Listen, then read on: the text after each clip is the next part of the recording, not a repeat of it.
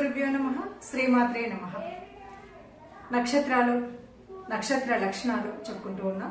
అందులో మనకు ఉన్నటువంటి 27 నక్షత్రాల్లో ఒక్కొక్కటి ఒక్కొక్క రోజు చెప్పుకుంటూ వస్తే కనుక ఈరోజు మనం పునర్వసు నక్షత్రం. పునర్వసు నక్షత్రం గురించి చెప్పుకోవాలంటే పునర్వసు ఇది మిథున రాశిలో మూడు పాదాలు, అలాగే కర్కాటకంలో ఒక పాదం ఉంటుంది. ఇలా ఈ రాశ్యాధిపతి దగ్గరికి వచ్చేసరికి బుధుడు ప్లస్ మనకి చంద్రుడు ఇద్దరు కూడా రాశ్యాధిపతి. ఇక నక్షత్రాధిపతి గురువు, ఆదినాడి, దీంతో పాటు దేవగణం, ఇవి ప్రత్యేకతలు. ఇక పునర్వసు నక్షత్రం అనగానే మనకు బాగా గుర్తొచ్చేటువంటి ముఖ్యమైన విషయం ఏంటంటే సాక్షాత్తు అవతారమూర్తి అయినటువంటి శ్రీరామచంద్రుడు జన్మించినటువంటి నక్షత్రం. అందులో గురుపాలిత నక్షత్రం కాబట్టి ఏదైనా సరే ఒక మార్గదర్శనం చేస్తూ అందరికీ ఆదర్శంగా ఉంటూ ఆత్మీయంగా అనురాగంగా అందరినీ ఆదరించే విధంగా ఉండేటువంటి నక్షత్రం ఏదైనా ఉందా అంటే అది పునర్వసు నక్షత్రమే. ఈ నక్షత్రంలో ఏ పాదానికైనా కూడా అంటే జన్మకాల దోషాలు కానీ తర్వాత కానీ నక్షత్ర దోషాలు లేనటువంటిది ఈ నక్షత్రం. మరి ఈ నక్షత్రంలో పుట్టినటువంటి వాళ్ళ లక్షణాలు ఎలా ఉంటాయి అంటే ఎవరికైనా మార్గదర్శనం చేస్తారు, ఎవరితోనైనా సరదాగా ఉంటారు, ఎవరితోనైనా వాళ్ళకి సహాయం చేయగలిగే విధంగా ఉంటారు, సహాయం చేస్తారు. అలాగే మరి మనకు తెలుసు దీని యొక్క ఆకృతి ఎలా ఉంటుంది అంటే శ్రీరామచంద్రుడు ఎలాగైతే కోదండ పానీయో ఇది కూడా ధనస్సు, ఈ నక్షత్రం యొక్క ఆకారం ధనస్సు ఆకారంలో ఉంటుంది. మరి మనం ఈ నక్షత్రం అనగానే దాదాపు అన్నీ కూడా శ్రీరామచంద్రుడి యొక్క లక్షణాలు కనుక ఆపాదించుకుంటే సరిపోతుంది అని చెప్పొచ్చు.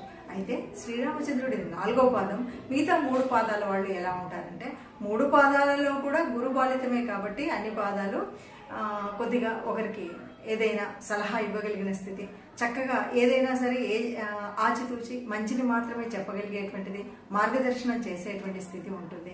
ఇక చిన్నప్పుడు ఎలా ఉంటారు అంటే దాదాపు చిన్నప్పుడు అంతా కూడా భాగ్యవంతులుగానే ఉంటారు.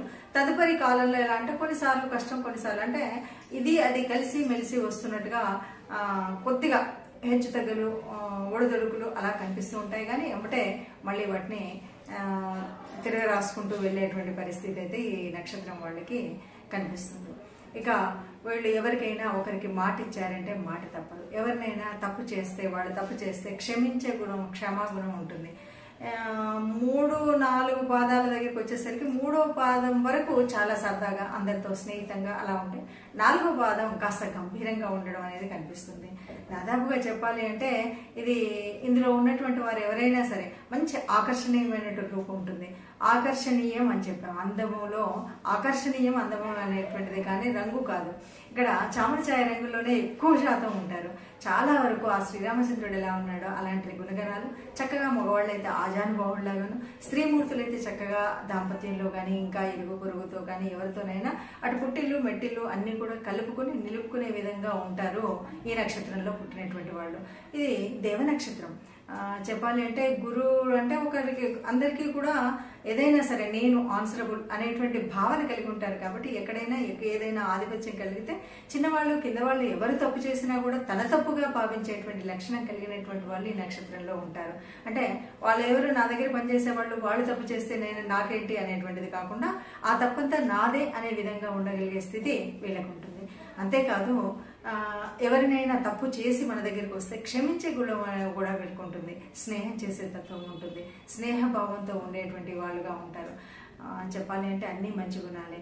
కాకపోతే కొంతమంది కొన్నిసార్లు కొద్దిగా వాళ్ళ యొక్క స్థిరత్వం అనేది నడి వయసు వచ్చిన తర్వాత పూర్తి స్థిరత్వం అయితే కనిపిస్తుంది. అప్పటి వరకు కొంచెం అటు ఇటుగా ఉన్న ఆ తర్వాత మంచి ఉన్నతిలో ఉండేటువంటి విధంగా ఈ నక్షత్రం వాళ్ళకు ఉంటుంది. ఈ లక్షణాలు మనకు దాదాపుగా కనిపించేవి. అయితే ఒక్క విషయం మనము ఎప్పుడు గుర్తుపెట్టుకోవాలి ఏంటంటే నక్షత్రం అనగానే పూర్తిగా మన జాతకం అంతా నక్షత్రానికి సంబంధించినటువంటిది కాదు.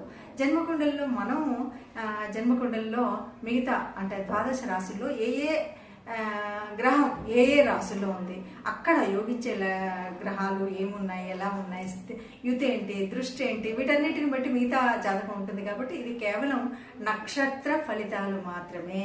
కాకపోతే దాదాపు ఈ గాల్లో దీపం పెట్టి ఇది అండం అనే కాదు, మనం శ్రమ పడుతున్నంత వరకు కూడా మనకు శ్రమకు ఫలితం ఉంటుంది. కొద్దిగా చాలా మంది పునర్వసు అనగానే అయ్యో కష్టాల్లో ఉన్నాడు రాముడు, అలాంటిది ఏమీ ఉండదు. ధర్మం కోసం అంటే దాదాపుగా ఇందులో ఉన్నటువంటి వాళ్ళందరూ కూడా ధర్మబద్ధులై ఉంటారు, ఆచార వ్యవహారాలన్నీ పాటించే వాళ్ళుగా ఉంటారు, తల్లిదండ్రులని ఇతర సోదరులని అందరినీ కూడా ప్రేమగా చూసేవాళ్ళు ఉంటారు. అన్నీ కూడా ఆత్మీయమైనటువంటి లక్షణాలు ఉంటాయి. అందుకని పునర్వసు నక్షత్రంలో పుట్టారు అంటే వాళ్ళు పుణ్యపురుషులనే చెప్పొచ్చు.